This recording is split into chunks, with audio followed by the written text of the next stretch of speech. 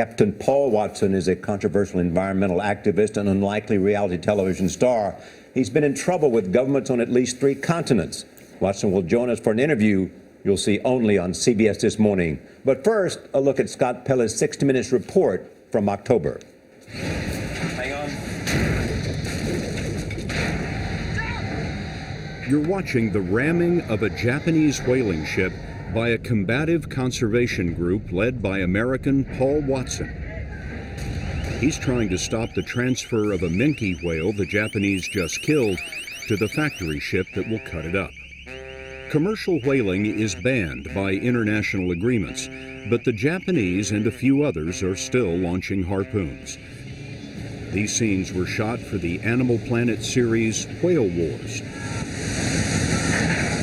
And these scenes were shot by the whalers themselves, who say this is evidence that Watson is nothing more than a pirate. The Japanese obtained an international arrest warrant for him, so for the last year, this conservationist, or pirate, has lived on the world's oceans, unable to set foot on land.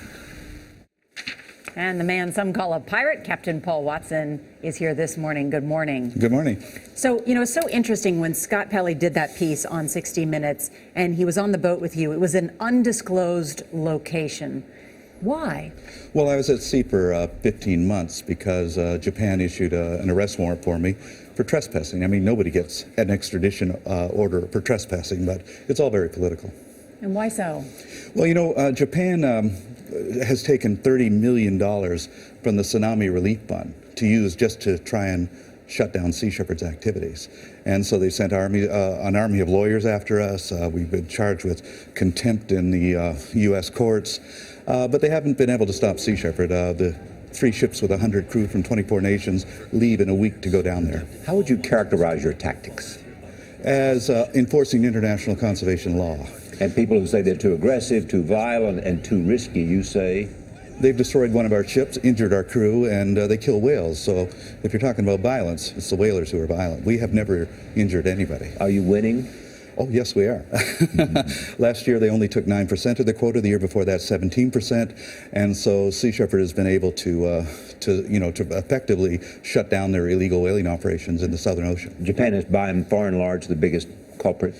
Yes, it is. It's the primary culprit, and they're targeting endangered whales in an internationally established whale sanctuary in violation of a global moratorium on whaling, and they're in contempt of the Australian Federal Court. And why do they want these whales? Well, that's a good question, because there's really no market for them. It's like they have this policy: if we give in on whaling, we might have to give in on bluefin tuna, and nobody's going to tell them what to do. But this is a sanctuary that they're killing whales in, and the nations of the world have a responsibility to uphold those laws, but they're not doing it. And because of that, non-government organizations have to do it for them. Why aren't they upholding the law? It's not in their economic or political interest to do so. We have all the rules and regulations to protect our oceans, but no economic or political will to enforce them. What do you fear? I fear losing the whales. I fear losing, diminishment of life in our oceans. If the oceans die, we die. This is such a fascinating story because I don't think people have a good sense of what's going on in our oceans. And, I recently learned that the largest fish market in the world is in Japan. Even stuff that's caught off Nantucket, a tuna, is flown to Japan, sold in Japan, and then sometimes flown back to the United States. How much is going on in terms of overfishing and what's happening? A lot. I call it the economics of extinction. There's money to be made by driving species into extinction, because as the numbers go down, the value of the fish goes up. One bluefin tuna is worth $75,000 right now, and the price is going up. When there's no more, and the only ones left are in the warehouses in Japan, they'll be priceless. If an American president or an American administration wanted to stop the Japanese, could they? Yes, all they have to do is enforce U.S. Department of Commerce regulations against Japan and Iceland, but they choose not to do so. Thank you, Paul. Really interesting. Thank you, Paul.